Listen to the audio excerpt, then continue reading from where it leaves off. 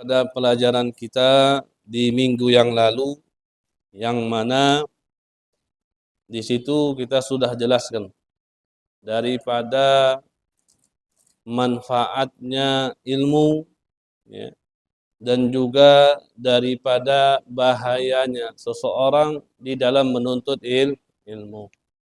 Ya, seperti apa yang sudah disabdakan oleh baginda Nabi besar Muhammad sallallahu alaihi wasallam, yang mana Nabi katakan, man talabal ilma liyufakhira bihil ulama au liyumariya bihis sufaha au liyasrifa bihi wujuhan nas adkhalahu Allahu an-nara.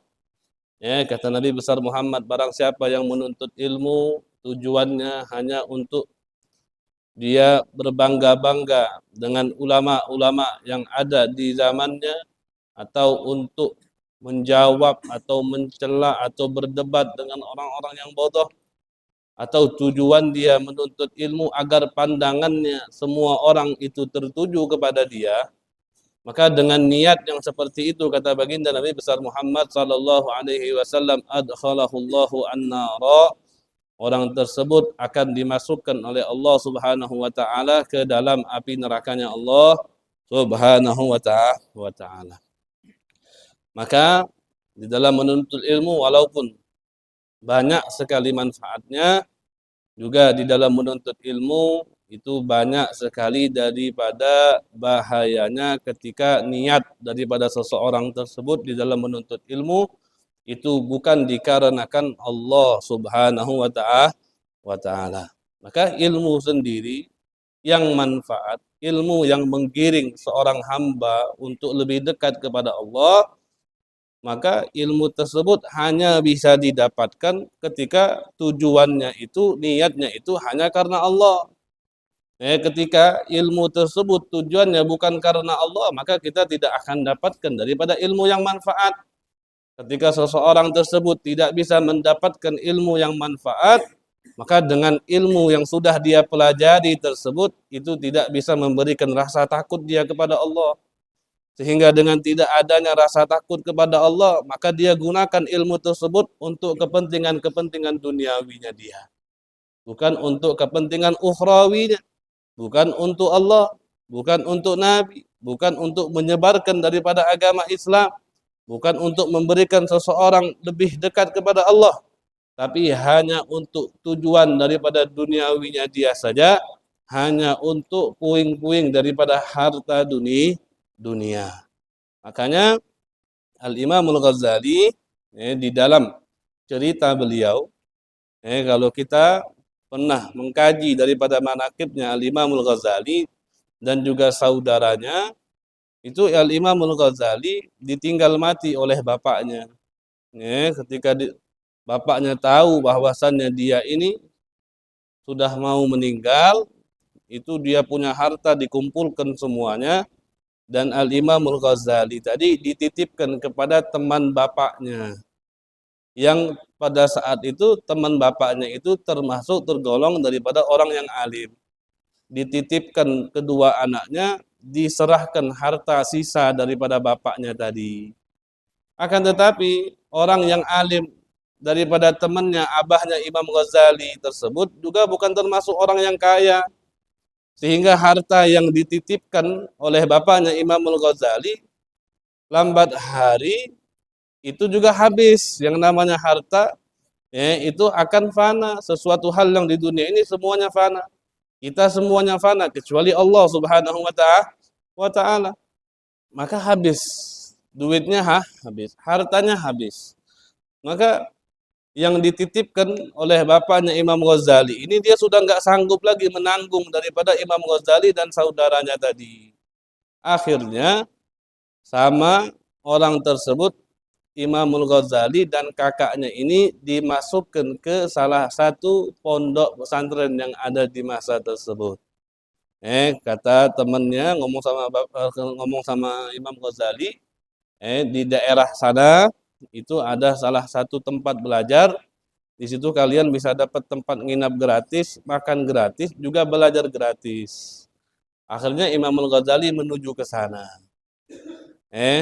Tujuannya tapi ya, pertama kali itu bukan hanya karena ilmu, tapi biar dapat tempat gratis, biar dapat makan juga gratis. Makanya kita sering mendengar makolahnya, ucapannya Imamul Ghazali, yang mana beliau mengatakan, talabatul ilma li ghairillah, fa'abal ilm illa an yakuna lillah. Kata Imamul Ghazali, aku menuntut ilmu li ghairillah. Jadi pertama kali Imamul Ghazali menuntut ilmu tujuannya apa? Li ghairillah, bukan dikarenakan Allah.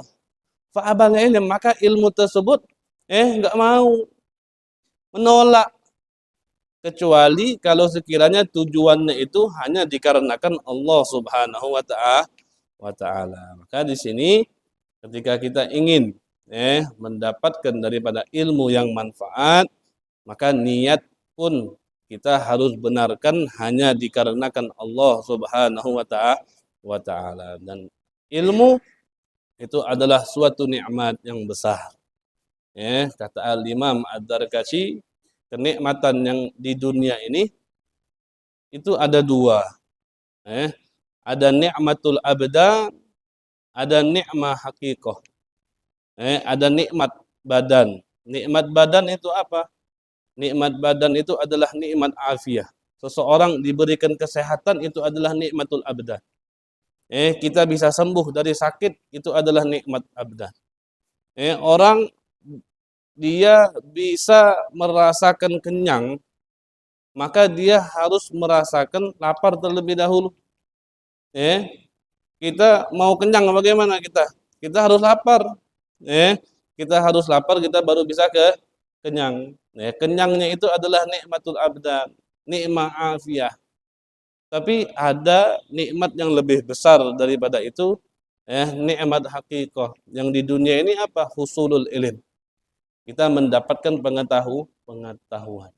Pengetahuan itu adalah nikmat hakikoh, kata Al-Imam Ad-Darkashi. Kalau apa namanya? Kata salah satu penyair kitab Al-Kharidah Al-Bahiyah, karangannya Syekh Ahmad Dardir, Syekh Ahmad Dardir, beliau katakan apa? Fafham. Munya ida apa ya syairnya itu? Intinya beliau katakan, maka pahamilah ketika kalian memahami suatu perkara, maka kalian akan mendapatkan sebuah kelezatan. Ketika kita memahami suatu perkara, maka kita akan mendapatkan sebuah kelezatan. Jadi memahami itu adalah suatu nikmat. Kita bisa mengetahui sebuah informasi, sebuah ilmu. Itu adalah sebuah nikmat yang besar dari Allah Subhanahu wa taala. Makanya nanti ketika kita di surga kelak, kita akan mendapatkan nikmat seperti di dunia. Maka nikmat dan hakikat di dunia ini apa?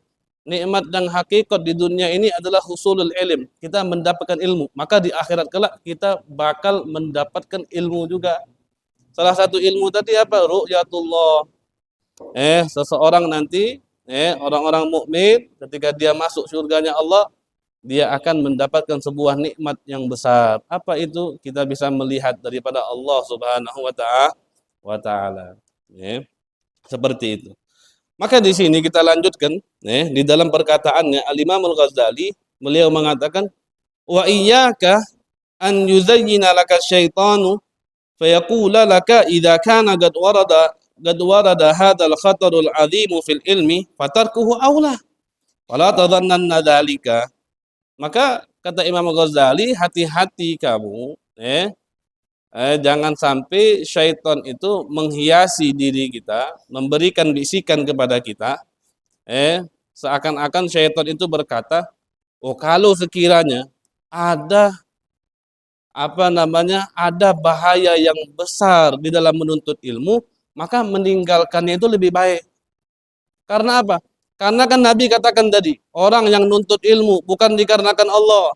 Orang yang nuntut ilmu cuman pengen bangga-bangga saja. Orang yang nuntut ilmu cuman hanya bisa berdebatnya saja. Orang nuntut ilmu cuman pengen pandangan manusia tertuju kepada dia, maka Allah masukkan kepada surga.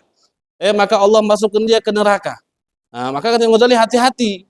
Syaitan itu bisa membisikkan hati kita dan dia katakan, tuh lihat tuh. Nabi kalian katakan seperti itu. Maka lebih baik kalian tinggalkan, enggak usah nuntut ilmu. Takutnya niat kalian seperti itu. Maka apa kata Imam Fala tadhannanna dzalik. Kita jangan sampai berpikiran seperti itu. Jangan sampai kita ngikutin daripada bisikannya syaitan untuk meninggalkan daripada ilmu. Karena apa kata Imam Al-Ghazali? Falaqad ruwiya an Rasulillah sallallahu alaihi wasallam annahu qala utli'tu lailatal mi'raji 'alan nari fara'aitu aktsara ahliha fara'aitu aktsara ahliha al-fuqara. Qalu ya Rasulullah minal mali? Qala la bal minal ilm. Kata Imam Al-Ghazali telah diriwayatkan daripada baginda Nabi besar Muhammad sallallahu alaihi wasallam, kata Nabi besar Muhammad, ketika aku di malam dinaikkan oleh Allah Subhanahu wa taala dari Baitul Maqdis ke langit, itu aku diperlihatkan oleh Allah Subhanahu wa taala terhadap penduduk-penduduk ahli neraka. Maka kata Nabi Muhammad, faraitu aktsari ahliha al-fuqara, maka aku lihat paling banyaknya penduduk neraka itu orang-orang miskin. Ketika aku diperlihatkan oleh Allah di malam aku dinaikkan oleh Allah dari Baitul Maqdis ke langit, aku dilihatkan oleh Allah tentang neraka dan aku melihat daripada orang-orang yang ahli neraka, kata Nabi paling banyak penduduk neraka itu al-fuqara, orang-orang miskin. Maka sahabat bertanya, wahai Rasulullah, apakah mereka itu miskinnya dikarenakan harta? Rasulullah katakan tidak, bal minal ilm. Tapi akhirnya mereka, miskinnya mereka itu dikarenakan ilmu. Miskinnya bukan dikarenakan harta, tapi miskinnya dikarenakan ilmu. Karena orang miskin dikarenakan harta tidak menyebabkan dia masuk neraka. Tapi orang yang miskinnya dikarenakan ilmu, itu bisa menyebabkan seseorang tersebut masuk nerakanya Allah Subhanahu wa ta'ala. Disebabkan apa tadi? Kalau dia kurang ilmunya, dia tidak tahu nanti cara sholatnya, dia kurang ilmunya, dia tidak mengerti tentang cara dia puasanya, dia tidak mengetahui tentang ilmunya, dia tidak tahu apa namanya tentang zakat dan yang lainnya. Padahal itu adalah sebuah kewajiban yang diwajibkan oleh Allah Subhanahu wa ta'ala teruntuk hamba-hambanya Allah Subhanahu wa ta'ala. Maka orang ketika miskin di dalam hartanya tidak menyebabkan dia masuk neraka. Tapi ketika dia miskin dikarenakan ilmunya, itu bisa menyebabkan dia masuk daripada api nerakanya Allah Subhanahu wa ta'ala. Karena Nabi kata Muhammad, faraitu aktsara ahliha al-fuqara. Qalu ya Rasulullah minal mali la bal minal ilmi. Jadi banyaknya penduduk ahli neraka itu miskin-miskin bukan karena harta, tapi miskinnya karena ilmu. Maka di sini Al-Imam Al-Ghazali katakan, faman lam yata'allamil ilma, maka barang siapa yang tidak mempelajari daripada ilmu, la tata'atta lahu ahkamul ibadati wal qiyamu bihuquqiha. Maka tidak akan mampu dia untuk memahami, mengetahui daripada hukum-hukum ibadah, wal qiyamu bihuquqiha, dan mendirikan ibadah tersebut sesuai dengan hak-haknya. Ketika dia tidak mempelajari daripada ilmunya, maka dia tidak bakal tahu hukum-hukumnya. Ketika dia tidak tahu hukum-hukumnya, maka ketika dia mendirikan ibadah tersebut tidak sesuai dengan kadarnya. Maka seseorang dia harus mempelajari daripada ilmu. Walau anna rajulan abadallaha subhanahu ibadata malaikatis samawati bighairi ilmin kana minal khasirin. Walaupun kiranya ada orang yang beribadah kepada Allah seperti ibadahnya malaikat-malaikat yang ada di langit, tapi beribadah yang seperti malaikat tadi bighairi ilm, tanpa didasari dengan ilmu, kana minal khasirin. Kata Imam Al-Ghazali, dia termasuk daripada orang-orang yang rugi.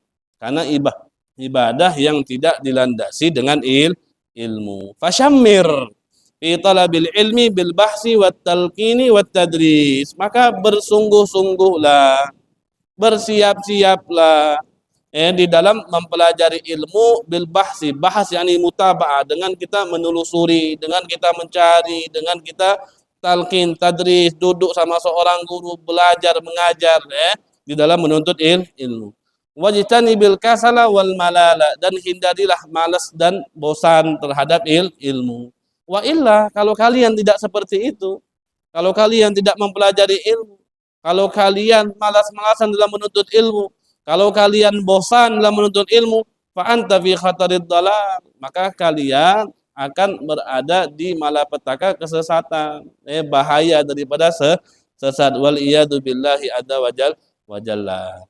Maka di sini kita sangat dianjurkan sekali bagi kita untuk menuntut ilmu, sekiranya ilmu tersebut sudah bisa memberikan kita daripada pelajaran-pelajaran yang dengan itu kita bisa mendirikan daripada kewajiban-kewajiban yang sudah diwajibkan oleh Allah Subhanahu wa taala untuk kita. Kemudian di sini maka sampai sini omongan Imam Ghazali dari awal tadi, dari bab ilmu yang kita pelajari dari minggu-minggu yang kemarin itu udah habis.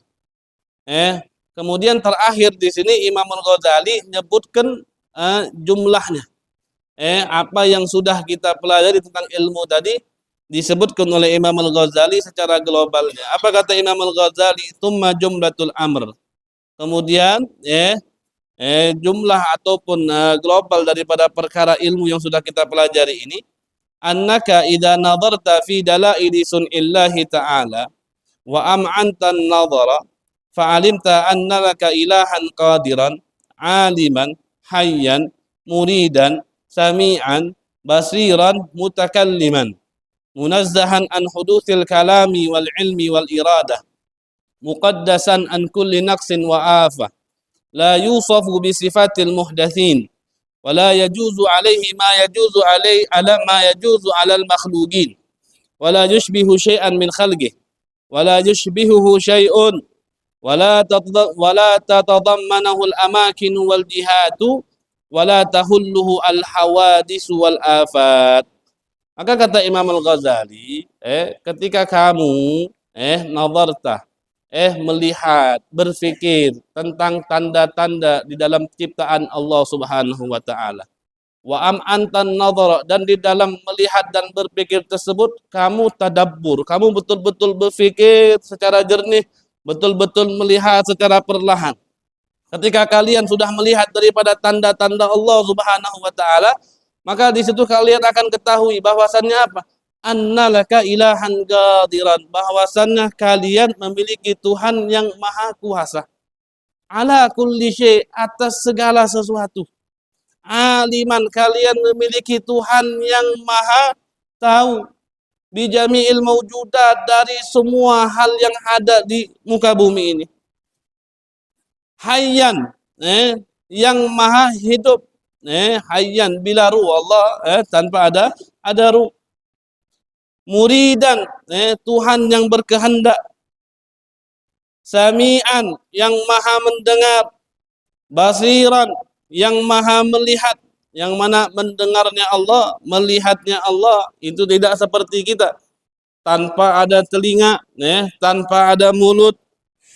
Mutakalliman, yang mana Allah Subhanahu wa taala mutakallim bi kalamin laisa bi sautin wala harfin bal bi kalamin qadimin la awwala lahu wala akhira lah, yang mana kalamnya Allah, firmannya Allah itu adalah perkataan yang tanpa ada suaranya, tanpa ada hurufnya, perkataan yang dahulu tidak ada awal dan tidak ada akhir. Munazzahan an hudutsil kalami wal ilmi wal iradah, yang mana Allah Subhanahu wa taala bersih daripada sifat-sifat yang baru, baik daripada firman-Nya, baik daripada ilmunya, baik daripada keinginannya Allah Subhanahu wa taala.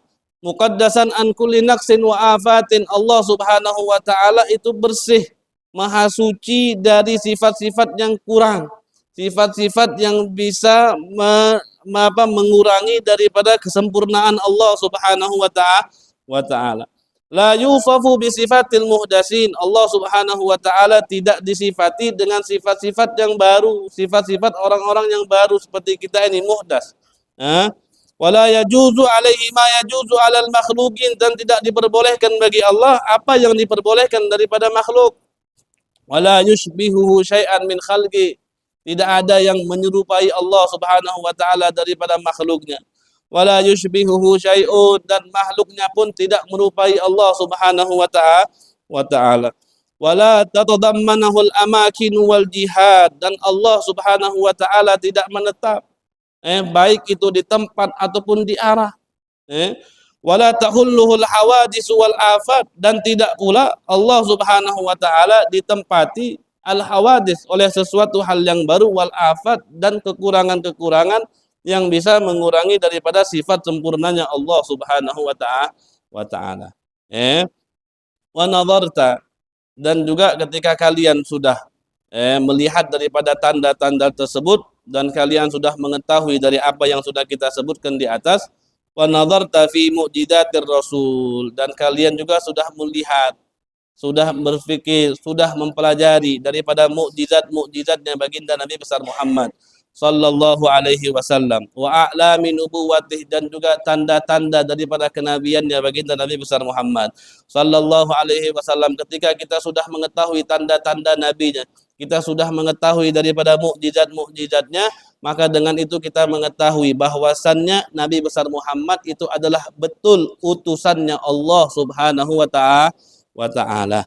Wa aminuhu ala wahyihi, dan orang yang dipercayakan untuk membawa daripada wahyu-wahyunya Allah Subhanahu wa taala. Maka di dalam hukum kita membenarkan apa yang dibawa oleh Nabi itu adalah sesuatu hal yang wajib. Tidak boleh bagi kita mendustakan semua apa yang dibawa oleh baginda Nabi besar Muhammad sallallahu alaihi wasallam. Maka orang yang mendustakan apa yang dibawa oleh Nabi, maka orang tersebut dihukumi adalah orang yang zalim dan orang yang kafir. Maka kita sebagai umat Islam harus membenarkan semua apa saja yang dibawa oleh baginda Nabi besar Muhammad sallallahu alaihi wasallam, dan wajib bagi kita untuk mengikuti semua apa yang dibawa oleh baginda Nabi besar Muhammad sallallahu alaihi wasallam. Barang siapa orang yang tidak mengikuti Nabi, maka dia terbilang orang yang asin wa khasir, orang yang bermaksiat dan orang yang merugi. Karena kita dituntut, jangan salah paham, kita dituntut oleh Allah Subhanahu wa taala bukan hanya membenarkan apa yang dibawa Nabi, tapi kita juga dituntut untuk mengikuti semua apa yang dibawa, dicontohkan oleh baginda Nabi besar Muhammad sallallahu alaihi wasallam. Bukan hanya membenarkan saja. Oh iya benar, Nabi membawa wahyu yang sudah selesai, tapi jalannya saya berbeda. Oh tidak bisa. Semua yang datang dari Nabi harus kita benarkan, semua yang datang daripada Nabi harus kita ikuti. Karena Allah Subhanahu wa taala berfirman, "Qul in kuntum tuhibbunallaha fattabi'uni yuhibbukumullah." Katakan wahai Muhammad, kalau sekiranya memang mereka cinta kepadamu, cinta kepada Allah, fattabi'uni, mereka harus mengikuti daripada baginda Nabi besar Muhammad sallallahu alaihi wasallam. Maka di sini berkesimpulan bahwasannya orang yang mendustakan, tidak mempercayai apa yang dibawa oleh Nabi, maka orang tersebut tergolong daripada orang yang zalim, tergolong daripada orang yang kafir. Kalau dia membenarkan tapi dia tidak mengikuti apa yang dibawa oleh Nabi, maka dia tergolong orang yang bermaksiat dan orang yang rugi. Dan juga kita juga harus mengikuti maka salafus saleh ya'taqidunahu, apa yang diyakini oleh as-salafus saleh, apa yang diyakini oleh orang-orang alim yang terdahulu daripada orang-orang salaf as-saleh, orang-orang yang soleh. Salaf itu kalau pembahasannya itu dari mungkin sampai tahun ketiga Hijriah, dari tahun 300 Hijriah itu tergolong daripada orang-orang salaf. Setelahnya itu sebutannya itu adalah khalaf. Setelah itu terbilangnya itu sebutannya khalaf. Orang-orang yang sekarang. Salaf itu yang 300 tahun ke atas. Itu dibilang salaf. Dan tentunya ada khilaf di antara ulama di dalam penetapan tahun. Siapa yang dikatakan salaf, siapa juga yang dikatakan khalaf. Maka kita juga harus membenarkan apa yang dibawa dan diyakini oleh para salafun saleh. Apa saja misalnya yang mereka yakini? Pertama, di sini Imam Ghazali katakan min annallaha ta'ala yura fil akhirah, bahwasannya Allah Subhanahu wa taala itu akan terlihat nanti ketika di akhirat kelak. Kita sebagai umat Islam akan melihat daripada Allah Subhanahu wa taala di akhirat kelak. Sebagaimana hadis baginda Nabi besar Muhammad sallallahu alaihi wasallam yang mana Nabi pernah katakan, qala unasun ya Rasulullah, hal nara rabbana yaumal qiyamah.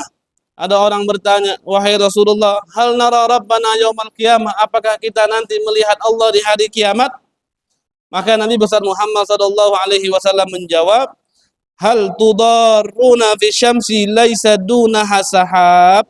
Apakah kalian, kata Nabi, kesulitan melihat matahari yang tak terhalang mendung? Kalau sekiranya ada matahari yang tak terhalang mendung, apakah kita sulit melihat mataharinya? Oh enggak. Qalu la ya Rasulullah, kata sahabat, tidak wahai Rasulullah. Qala hal tudaruna fil qamari lailatal badri laisa dunaha sahab. Apakah kalian juga terhalangi pandangan kalian ketika melihat bulan di malam purnama yang tidak terhalang oleh mendung? Maka sahabat katakan, qalu la ya Rasulullah, tidak wahai Rasulullah. Ketika bulan tersebut tidak terhalang mendung, maka kita bisa dengan jelas melihat bulan tersebut. Matahari yang tidak terhalang mendung, kita bisa jelas melihat daripada matahari tersebut. Maka Nabi katakan, qala fa innakum tarawnahu yaumal qiyamati kadzalik. Maka kata Nabi, nanti kalian di hari kiamat kelak melihat Allah seperti kalian melihat matahari yang tidak terhalang mendung, melihat bulan yang tidak terhalang mendung. Itu hadis yang diriwayatkan oleh baginda Nabi besar Muhammad sallallahu alaihi wasallam. Kemudian ada juga hadis lain. Nabi besar Muhammad sallallahu alaihi wasallam katakan, "Idza dakhala ahlul jannati al-jannata yaqulullah tabaraka wa ta'ala turiduna syai'an azidukum fayaquluna alam tubayyid wujuhana alam tudkhilna al-jannah wa tunajjina minan nari qala fayakshiful hijaba fama'utu syai'an ahabba ilaihi minan nadhari ila rabbihim azza wa jalla." Maka kata Nabi, ketika nanti penduduk ahli syurga mereka semua masuk syurga, Allah katakan kepada mereka, turiduna syai'an, kata Allah. Kamu pengen sesuatu, kata Allah. Maka orang penduduk syurga katakan, ya Allah, alam tubayyin wujuhana. Bukankah kamu sudah menyinari muka kami, ya Allah?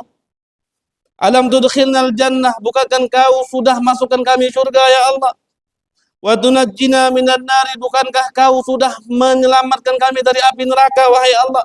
Fayakshiful hijab, maka hijab itu terbuka, fama'utu syai'an ahabba ilaihi minan nadhri ila rabbihim azza wa jalla. Maka mereka tidak diberikan oleh Allah kecuali hal yang lebih mereka cintai, yaitu mereka bisa memandang daripada Allah Subhanahu wa ta'ala. Makanya di dalam surga itu ada nikmat yang paling terbesar, yaitu ru'yatullahi azza wa jalla. Melihat daripada Allah Subhanahu wa ta'ala, dan inilah yang dipahami, diyakini oleh daripada ahlus sunnah wal jamaah.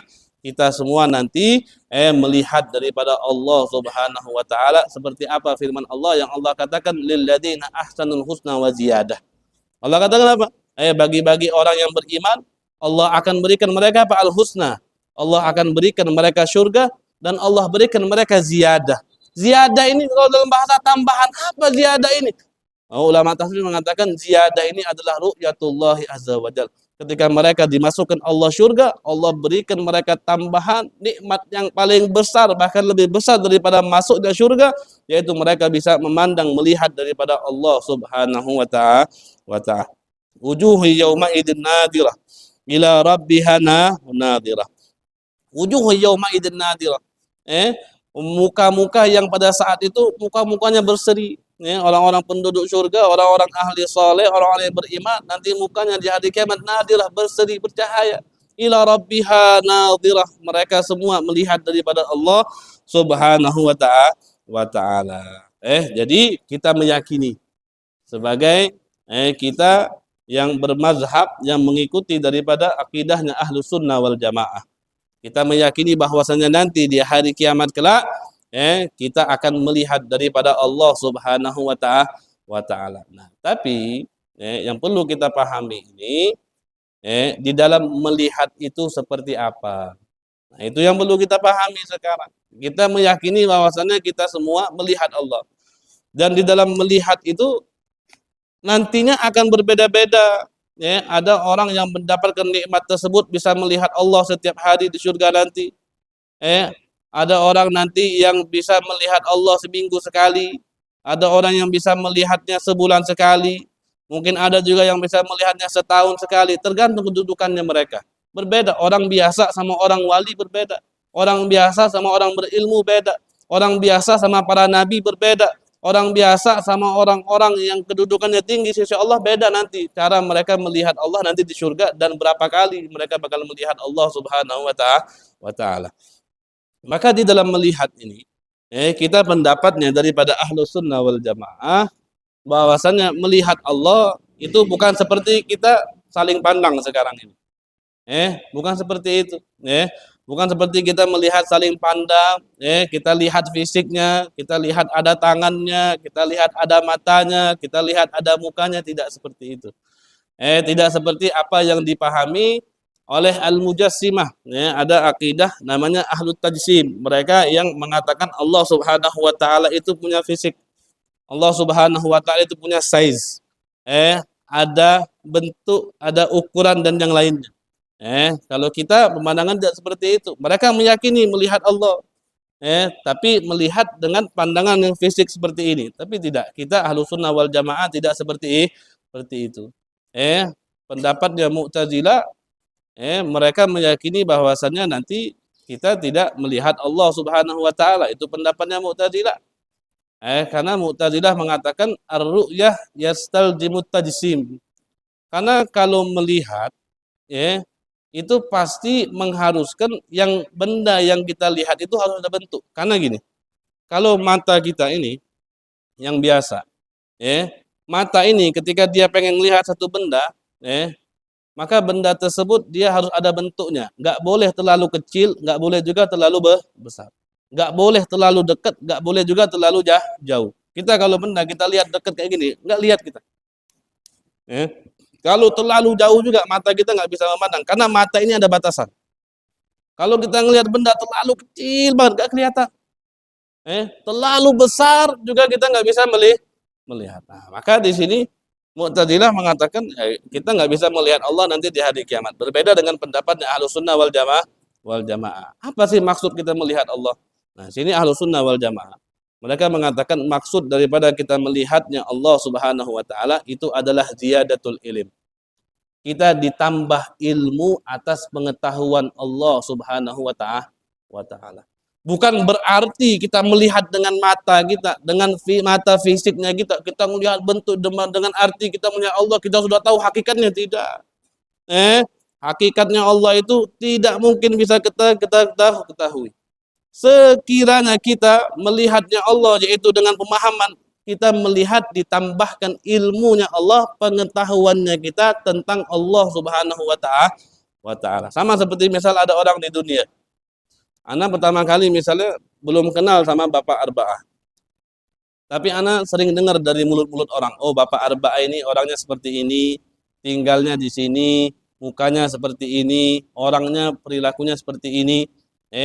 Maka ketika ana melihat Bapak Arba'ah ini, maka ana bisa lebih mengenal dengan apa yang sudah ana dengar dari sifat-sifatnya. Ketika ana melihat, berarti ana sudah bisa tambah mengenalnya, tambah tahu. Tambah tahu. Sama seperti kita di dunia ini, kita hanya tahu sifat Allah berapa. Yang yakin kita bisa tahu sifatnya Allah itu sifat yang 20. Padahal sifatnya Allah itu banyak. Kesempurnaannya Allah itu tidak terbatas. Maka karena kita ini masih manusia yang biasa, fisik kita ini masih fisik yang biasa, maka kita tidak bisa mengetahui lebih daripada sifat-sifatnya Allah. Kita tahu sifatnya Allah yang 20 ini aja, masih banyak orang memperdebatkan. Masih banyak orang yang berselisih pendapat.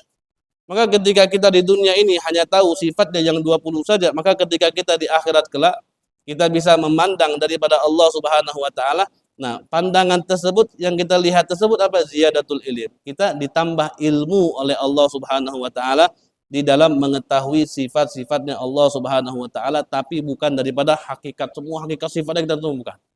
Jadi maksud daripada ru'ya bukan ru'ya yang kita lihat secara pandangan kita ini, bukan.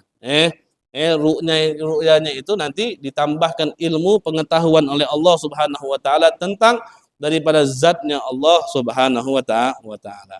Intinya kita meyakini bahwa nanti kita di akhirat kelak bisa melihat daripada Allah Subhanahu wa taala. Li'annahu mawjud. Dikarenakan Allah Subhanahu wa taala mawjud, ada.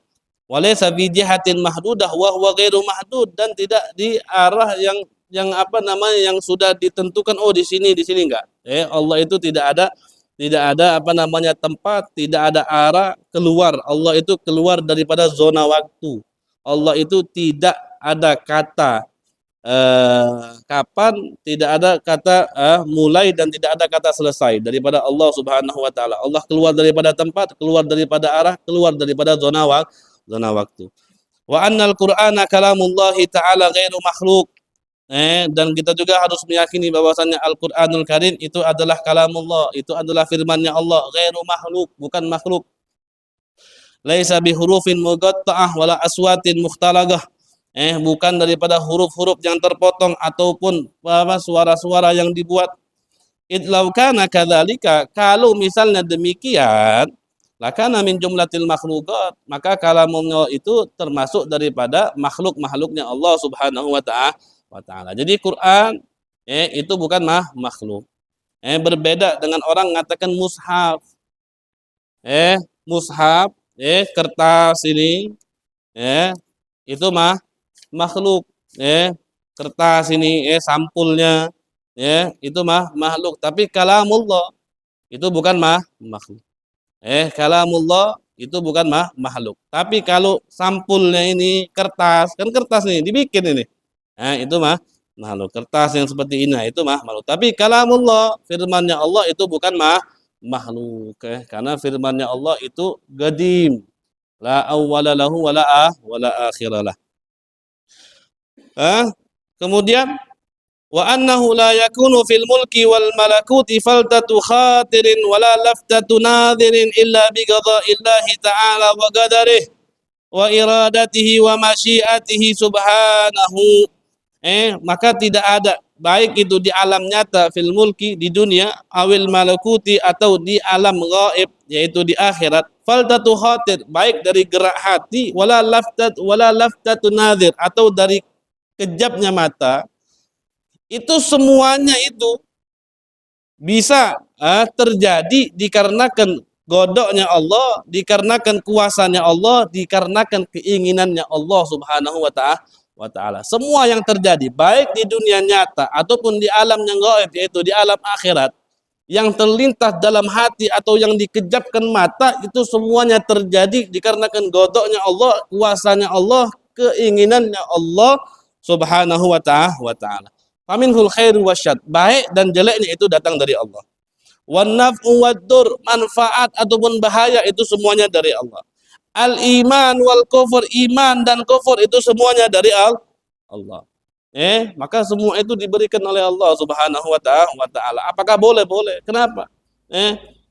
Apakah Allah zalim ketika Allah memberikan orang itu bahaya? Apakah Allah zalim ketika Allah memberikan orang itu penyakit? Tidak. Karena ulama mengatakan az-zalim, orang yang zalim itu at-tasarruf fi mulkil ghair. Yang zalim itu adalah orang yang melakukan sesuatu di miliknya orang lain. Misalnya ini minum punya Pak Arba'ah, ana minum tanpa izin, ana zalim. Karena ini punyanya Bapak Arba'ah, bukan punya anak. Tapi kita semua punya siapa? Kita semua miliknya Allah. Nabi miliknya Allah, malaikat miliknya Allah, surga punyanya Allah, neraka punyanya Allah, arsy punyanya Allah, semuanya makhluknya Allah Subhanahu wa taala. Dan Allah di dalam miliknya terserah Allah mau lakukan apa sesuka Allah Subhanahu wa taala.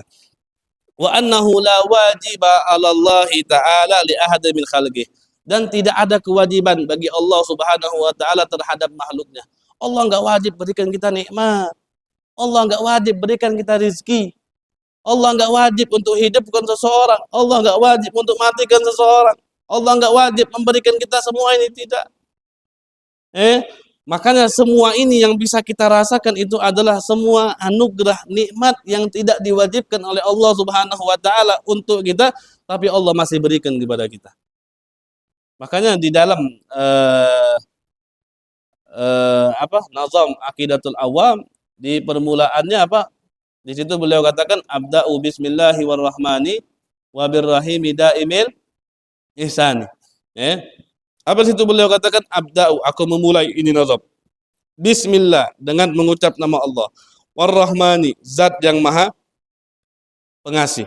Ar-Rahimi, yang maha penyayang. Daimil ihsani, yang kebaikannya Allah. Kalau di syaratnya apa? Mutatabi'ul i'ta'i wal in'ami min ghairi inqita'.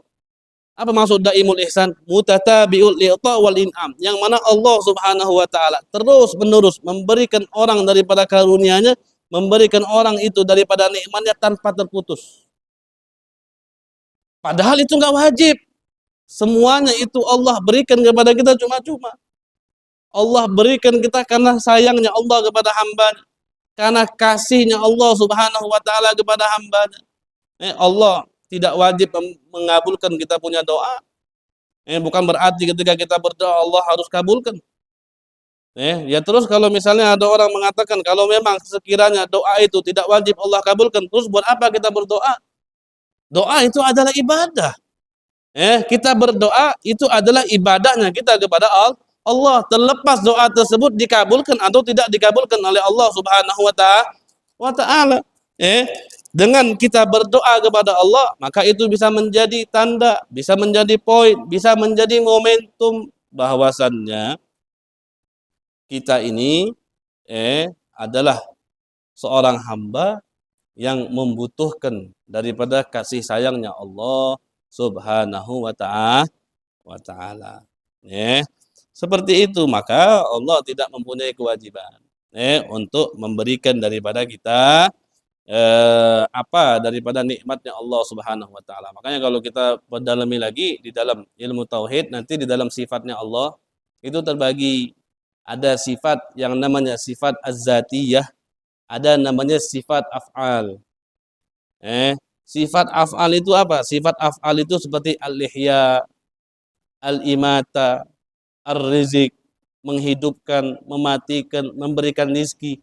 Nah, sifat af'al ini daripada sifatnya Allah, ketika Allah tidak berikan kepada seorang makhluk, itu tidak menafikan ataupun tidak merusak daripada kesempurnaannya Allah.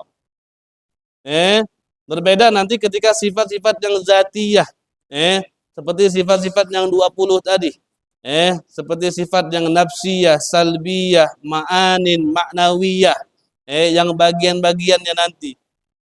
Maka di dalam sifat af'al ini nafyuha la yastalzimun naqs. Ketika dinafikan daripada Allah, maka tidak mengharuskan kekurangannya Allah Subhanahu wa taala. Karena memberi rezeki tadi bukan kewajibannya Allah. Memberikan nikmat tadi bukan kewajibannya Allah Subhanahu wa taala, tapi dengan kasih sayangnya Allah yang begitu luas, Allah Subhanahu wa taala berikan kita semua nikmatnya Allah tanpa harus kita minta. Tanpa harus kita menangis terlebih dahulu, tanpa harus kita memohon setiap malamnya, semua nikmatnya Allah berikan kepada hambanya Allah Subhanahu wa taala. Makanya ulama-ulama tauhid itu banyak sekali mengajarkan kita, kalau sekiranya kita mau meminta kepada Allah, kita mau memohon kepada Allah, maka mohonlah dengan anugerah. Kita minta anugerahnya, jangan kita minta keadilannya Allah Subhanahu wa taala. Kalau kita minta keadilannya Allah, ketika kita dihisab dengan keadilannya, maka Allah ketika menghisab dengan adil, berarti di situ amal baik, amal jelek akan dihitung semua tanpa terkecuali. Ketika terhitung, maka kita sebagai seorang hamba, bukan seorang yang maksum, tentunya kita ini bakal ada dosanya, dan ketika kita ada dosanya, kita bakal masuk daripada nerakanya Allah terlebih dahulu, baru kita masuk surganya Allah Subhanahu wa taala. Maka mintalah anugerahnya, mintalah kasih sayangnya, mintalah rahmatnya Allah Subhanahu wa taala. Karena seseorang bisa masuk surga bisa terselamatkan daripada api neraka, itu tentunya dengan rahmatnya Allah Subhanahu wa taala. Makanya di dalam ilmu akidah juga nanti dibahas tentang salat, tentang surga. Apakah di antara dua ini bisa menyebabkan daripada satu sama lainnya? Apakah dengan salat bisa menyebabkan seseorang masuk surga? Tidak. Salat itu tidak bisa menyebabkan seseorang masuk surga. Yang menyebabkan seseorang masuk surga itu adalah rahmatnya Allah. Tapi insya Allah dengan sholat itu bisa menyebabkan seseorang mendapatkan daripada rahmatnya Allah Subhanahu wa taala. Yaitu kalau misalnya sholat gak bisa menyebabkan orang masuk surga, buat apa kita sholat? Sholat itu adalah perintah Allah. Sholat itu adalah perintah. Maka kita sebagai seorang hamba harus mengikuti perintah Tuhannya. Ketika Allah memerintahkan kita untuk sholat, maka kita harus sholat, dan insya Allah sholat tersebut menjadi penyebab kita bisa mendapatkan rahmatnya Allah dan kita bisa masuk daripada surganya Allah Subhanahu wa taala. Faman asabahu fa bi fadlih. Di sini faman asabahu fa bi fadlih, maka orang yang mendapatkan pahala ganjaran daripada Allah, maka itu dengan keutamaannya Allah, dengan anugerahnya Allah, dengan rahmatnya Allah. Wa man agabahu fa bi adlihi, dan orang yang mendapatkan siksaannya Allah, maka fa bi adli, itu dengan keadilannya Allah Subhanahu wa taala. Makanya kita minta semua yang kita lakukan ini dan kita minta di surga kelak, di yaumul hisab kelak, kita bisa mendapatkan daripada anugerahnya Allah Subhanahu wa taala. Dan juga kita juga harus meyakini ma warada ala lisani sahibi syar'i, apa yang datang daripada lidahnya sahibi syar'i, pembawa daripada syariat. Ini siapa yang membawa syariat? Baginda Nabi besar Muhammad sallallahu alaihi wasallam, min umuril akhirah, dari semua perkara-perkara akhirat harus kita yakini. Kal hasyri wan nasyi, seperti apa? Seperti hari pembangkitan, seperti hari kita dikumpulkan, wa adzabil qabri, siksaan kubur, soal mungkar wa nakir, pertanyaan malaikat mungkar wa nakir nanti, wal mizani wa sirat, mizan dan sirat, semuanya harus kita yakini. Fahadihi usulun darajat salafu ridwanullahi alaihim ala i'tiqadiha wa tamassuki biha wa waqa'a 'alaiha al-ijma' qabla tanawwu'il bid'ah wa dhuhuril ahwa. Na'udzu billahi minal ibtida' fid dini wa tiba'il hawa bighairi dalil. Maka ini adalah pokok-pokok yang diyakini, yang dipegang oleh para salafun saleh. Ini adalah pokok-pokok, dasar-dasar, perkara-perkara yang inti, poin-poin yang inti yang dipegang oleh para salafun saleh, orang-orang soleh terdahulu. Mereka meyakini di dalam melihat Allah, mereka meyakini bahwasannya Allah itu tidak ada di tempat yang terkhusus, tidak ada di arah yang khusus, tidak ada di waktu yang khusus. Allah Subhanahu wa taala daripada firman-Nya itu bukan makhluk. Al-Qur'an itu bukan makhluk. Setiap dari apa yang terjadi di dunia nyata ataupun di alam malakut itu semuanya dengan godoknya Allah, kuasanya Allah, keinginannya Allah Subhanahu wa taala, kebaikan kejelekan dari Allah, manfaat bahaya dari Allah, iman kufur dari Allah.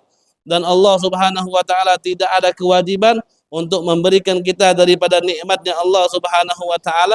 Maka orang yang diberikan pahala itu dengan keutamaannya Allah, orang yang dihisab oleh Allah Subhanahu wa taala disiksa itu dengan keadilannya Allah Subhanahu wa taala. Kita juga harus meyakini tentang hari kebangkitan, hari dikumpulkan oleh Allah Subhanahu wa taala, meyakini tentang azabnya kubur, meyakini tentang perkara-perkara akhirat, meyakini tentang pertanyaan nanti mungkar wa nakir, meyakini tentang adanya mizan dan tentang adanya sirat. Dan inilah yang dipegang dan diyakini oleh para salafun saleh, dan ini terjadi ijma di antara mereka. Sebelum tanawu'il bid'ah, sebelum datangnya perkara-perkara yang baru, pendapat-pendapat yang baru, dan timbulnya daripada orang-orang yang mengedepankan di dalam pendapatnya itu mengedepankan hawa nafsunya, tidak didasari dengan ilmu. Na'udzubillahi minal ibtida' fid din wa tiba'il hawa bighairi dalil. Maka kita beristiazah kepada Allah, minta dijauhkan oleh Allah Subhanahu wa taala daripada ibtida, daripada orang-orang yang keluar daripada kebenaran. Al-mubtadi itu apa? Yang keluar daripada jalan yang benar. Fiddin di dalam agama, watiba'il hawa bighairi dalil, dan kita minta dijauhkan oleh Allah Subhanahu wa taala di dalam mengikuti hawa nafsu ini tanpa dibarengi dengan dalil. Kita habiskan ini sedikit lagi.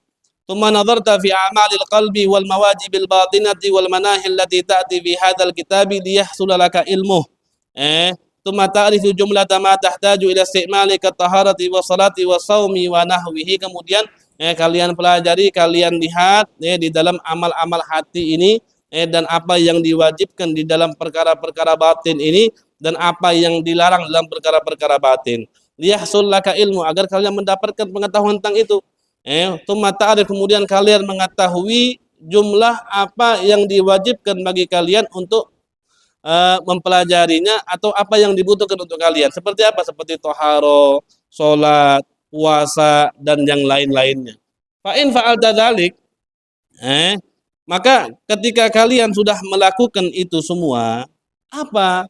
Ketika kita sudah meyakini tentang Allah tadi, ketika kita sudah mengetahui tentang apa yang ada di dalam batin kita, ketika kita sudah meyakini semua apa yang dibawa oleh Nabi, apa yang diberi pesan oleh Nabi, dan kita sudah mengikuti apa yang diyakini oleh para salafun saleh, maka ketika kita udah tahu itu semua, faqad addaita fardallahi ta'ala 'alaika alladzi ta'abbadaka bihi fi babil ilm.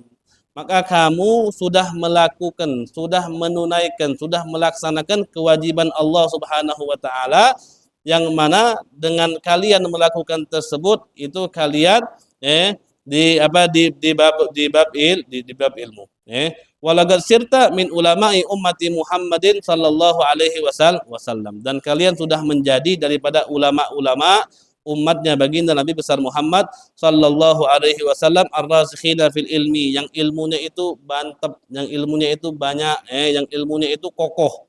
Fa in amilta bi ilmika wa aqbalta ala imarati ma'adika wa kunta abdan aliman amilan lillahi ta'ala ala basiratin ghaira jahilin wala muqallidin wala ghafil.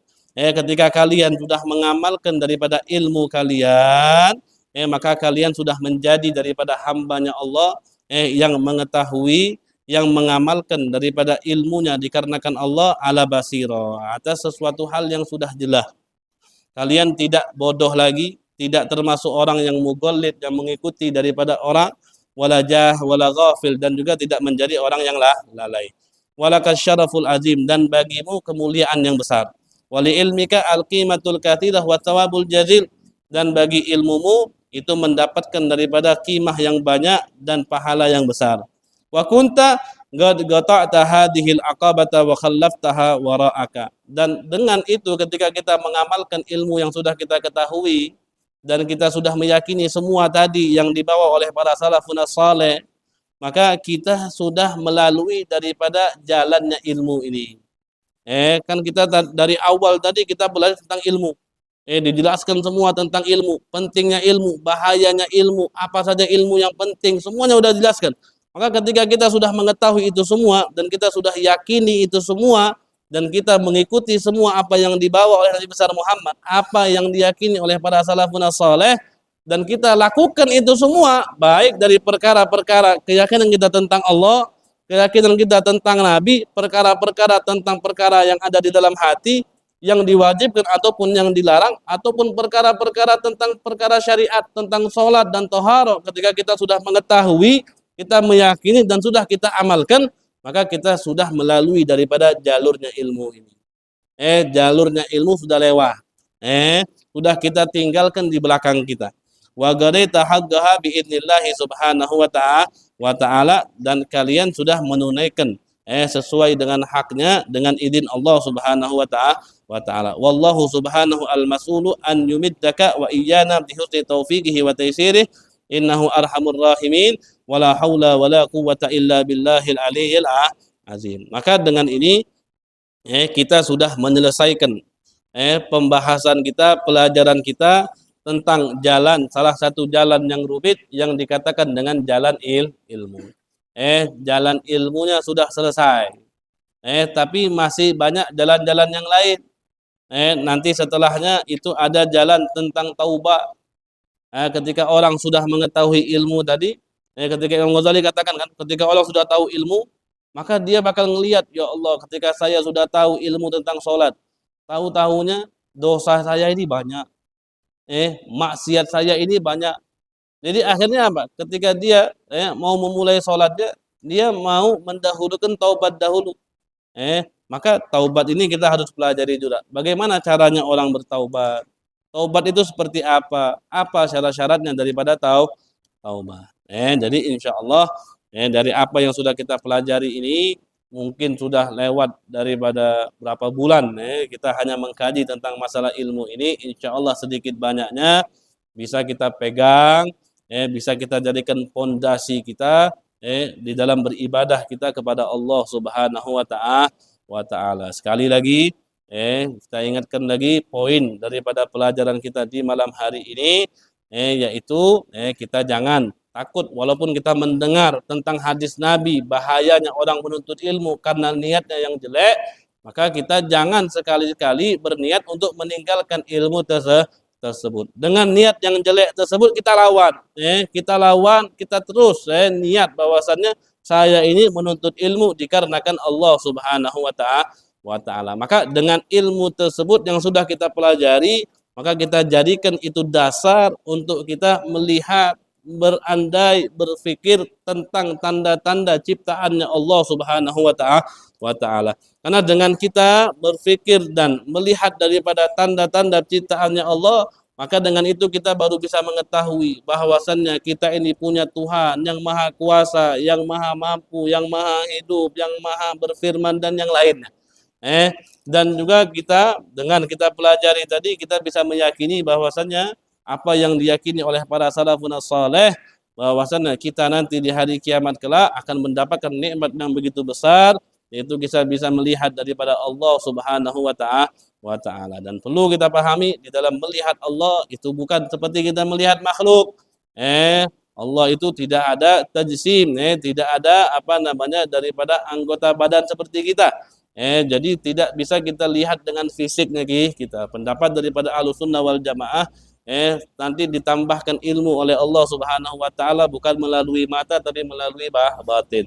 Melalui daripada hati kita. Insyaallah apa yang kita pelajari ini bisa bermanfaat, bisa mengokohkan daripada akidah kita, bisa menambahkan daripada rasa cinta kita dan di dalam mengenal Allah Subhanahu wa taala. Silakan sebelum kita tutup, sekiranya mungkin ada yang mau bertanya, kita persilahkan.